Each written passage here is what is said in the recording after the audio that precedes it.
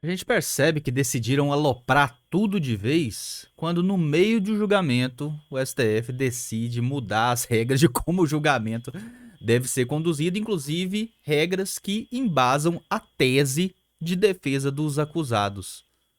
Acusados, né, os réus da situação, de um crime que supostamente o próprio STF, os ministros do STF são vítimas e estão sendo julgados dentro disso. Então, assim, é algo que não tem como você explicar para, por exemplo, um cidadão americano. Vamos aqui que eu vou explicar, mas eu vou explicar para vocês e a gente assim vai construindo o acesso à informação e sabendo como nos defender, pelo menos nos defender e nos posicionar contra esse tipo de absurdo. Olha aqui o que aconteceu.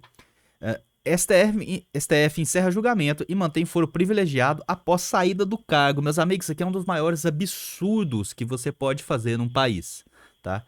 Eu vou colocar aqui, vamos colocar isso do estado de Minas aqui, ó. Porque o STF muda tanto a regra do foro privilegiado, né? Nos últimos anos, o STF, 18 anos, o STF tem adaptado a interpretação sobre foro privilegiado ao sabor dos acontecimentos. Só isso aqui já devia ser algo grave. E hoje toda a imprensa honesta do país e todo operador do direito, todo advogado, seja de esquerda, seja de direita, tinha que estar extremamente estarrecido com uma situação dessa. Basicamente, o que o STF fez, pessoal? Decidiu que o foro privilegiado, ou seja, na verdade o nome é errado, né? Mas o foro pré-determinado, digamos assim, de você ser julgado no STF se estende para além do seu mandato. Então, se você, por exemplo, é deputado federal, senador ou presidente da República em exercício, o seu julgamento para crimes se dá no STF. Você é julgado no STF, caso você esteja no mandato. O que eles. Isso me parece, já é errado, eu não defendo foro privilegiado em hipótese alguma, mas o que acontece? Agora, eles determinaram que o julgamento se dá além também da situação de mandato. Então, STF amplia foro especial e enfraquece tese de defesa de denunciados por trama golpista. Isso aqui é a Folha de São Paulo dando a notícia da forma mais despretensiosa possível, sem querer fazer a crítica que deveria ser feita. Porque qual que é o grande problema? Se você fala para um senador, para um deputado ou para um presidente da república, olha, você tá entrando no seu mandato aí agora, né? Só que a partir de agora, tudo que você fizer aí, até depois que você sair do seu mandato, vai ser julgado pela gente. Ó, você tá me entendendo? Então, muito cuidado com o que você faz aí, né? Porque às vezes, não sei, ocorre algum tipo de criatividade aí e aparece um processo contra você aqui no STF. Então, a gente vai continuar te julgando pelo resto da sua vida. Até depois que você deixar de ser deputado. Então não adianta você deixar de ser deputado, deixar de ser senador, deixar de ser presidente.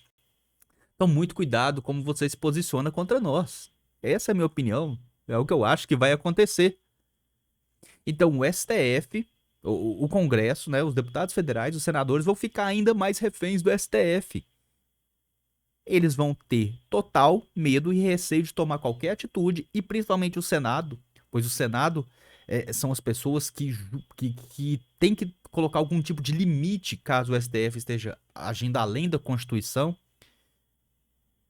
E como que eles vão fazer isso? Eles pensam, nossa, cara, realmente se eu tentar agora fazer algo para frear esses ímpetos autoritários, amanhã pode ser que apareça um processo contra mim, e a gente sabe que só precisa de uma denúncia, vai um deputado de esquerda, um senador de esquerda e denuncia o outro, né? Assim como o pessoal fez agora com o Eduardo Bolsonaro, né? Pediram a apreensão do passaporte dele e o Moraes, ao invés de negar o pedido, falar, não, isso aqui é um absurdo, vou prender passaporte de um deputado federal, não posso fazer isso. Foi e mandou para a PGR, emitiu uma manifestação, ou seja, tem pelo menos a intenção ou a disposição de ir atrás para investigar. Então isso aqui vai ser utilizado, obviamente, contra deputados de direita. Ah, Fred, você tá exagerando. Você tá exagerando. Não vai ser utilizado contra políticos de direita, não. Meu Deus, a imprensa tá falando. Como que no meio do jogo, no meio já recebida a denúncia, você faz uma decisão por algo que, inclusive, os próprios denunciados estão falando. Olha, o julgamento do Bolsonaro não pode se dar aí no STF. Não pode se dar no STF, porque não tem foro privilegiado para isso. E aí eles mudam uma decisão que já tinham mudado antes. Estão mudando ao sabor dos acontecimentos, estão mudando. E o mais engraçado é que a própria imprensa fala isso. A tese vitoriosa foi proposta pelo ministro Gilmar Mendes. Ela define que o foro especial subsiste mesmo após o afastamento do cargo, ainda que o inquérito e a ação penal sejam iniciados depois de cessado seu exercício. Ou seja, mesmo um inquérito iniciado depois que o cara já saiu do mandato, ele ainda vai responder no STF. E vamos supor que esse cara tenha, sei lá, dado um voto de cassação ou pedido impeachment ou emitido opiniões contra o ministro do STF. Ele vai ser julgado justamente? E esse ministro do STF vai pedir suspeição? Vai falar que não pode julgar esse deputado? Não vai. Porque nesse exato momento eles estão emitindo julgamento contra as pessoas que eles criticam. Eles criticam na imprensa de dia e julgam a pessoa à noite. Isso é com a mudança, e a própria imprensa assume isso, e a OAB calada, e advogados calados, e governadores calados, e esse pessoal tudo calado. Com a mudança de entendimento do Supremo, processo contra ex-presidentes e ministros por crimes cometidos durante o mandato e no exercício de suas funções devem seguir na corte, caso Jair Bolsonaro e dos ex-ministros Augusto Heleno. Então, tipo assim, dá a entender que eles quiseram fazer isso para manter o Bolsonaro lá na corte, ao invés de mandar para primeira instância, onde ele teria direito à mesma coisa que o Lula teve. O Lula não foi julgado diretamente no STF, né? Ele foi julgado lá na primeira instância, depois no TRF4, depois no STJ, foi condenado por mais de 19 juízes, teve sua pena aumentada, né? Fala que o Moro perseguiu ele, mas na verdade ele teve sua pena aumentada no recurso. O Moro deu uma pena, eles aumentaram a pena no recurso. Então o Lula não teve perseguição nenhuma. O Lula, na verdade, foi o cara mais paparicado e mais bajulado pelo judiciário, pelo menos na parte mais alta do judiciário da história do Brasil. Enquanto o Bolsonaro enfrenta perseguição todos os dias. Infelizmente, meus amigos, isso aqui é algo que fere de morte a justiça brasileira.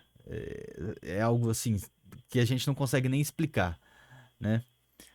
Vamos dar uma lida aqui. O julgamento voltou ao plenário virtual em 28 de fevereiro, sempre plenário virtual, né? A decisão do Supremo marca uma mudança de postura. Em 2018, a Corte havia fixado que uma outra tese tem dois principais pontos.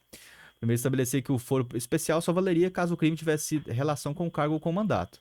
Uma autoridade com prerrogativa de foro cometesse um homicídio, por exemplo, não seria julgado pelo Supremo. O novo entendimento supremo altera o segundo ponto até que se fixada de a partir de agora. O segundo ponto previa que a autoridade que cometesse crime ligado à função exercida teria foro apenas enquanto durasse seu mandato. Do contrário, seria levada à primeira instância do caso quando ele tenha saído do cargo. A partir de agora, por isso que o Lula, né, foi julgado nessa situação. A partir de agora, os processos contra autoridades com foro devem seguir na corte mesmo após o término dos mandatos, o que representa uma ampliação do alcance. Ai, ai, ai. É difícil, pessoal. É difícil. Infelizmente, como eu já disse, a gente tem uma possibilidade de fazer alguma diferença, né, no Senado. No Senado a gente tem a possibilidade de fazer essa diferença. No Senado nós teremos direitos a 2 senadores. Você vai poder colocar 2 senadores de direita se você quiser em 2026. E sem dúvida, nem a imprensa nega que isso aqui vai influenciar diretamente o julgamento do Bolsonaro, porque o que era uma das teses da defesa? O Bolsonaro não pode ser julgado aí, porque não é o que o STF determinava, mas agora eles mudaram e mudaram dentro do julgamento. Então, assim, vai valer para a situação do Bolsonaro. É algo incrível que acontece nesse país, mas o mais incrível é o silêncio. O silêncio da OAB, imprensa, você não precisa nem contar, principalmente imprensa chamada profissional, você nem precisa contar com elas, e o pessoal dos advogados, né, dos operadores de direito e governadores também que deveriam se manifestar contra esse absurdo aqui. Vamos lá, pessoal, não vamos desistir, que é isso que eles querem. Um grande abraço, fiquem com Deus e até o próximo vídeo.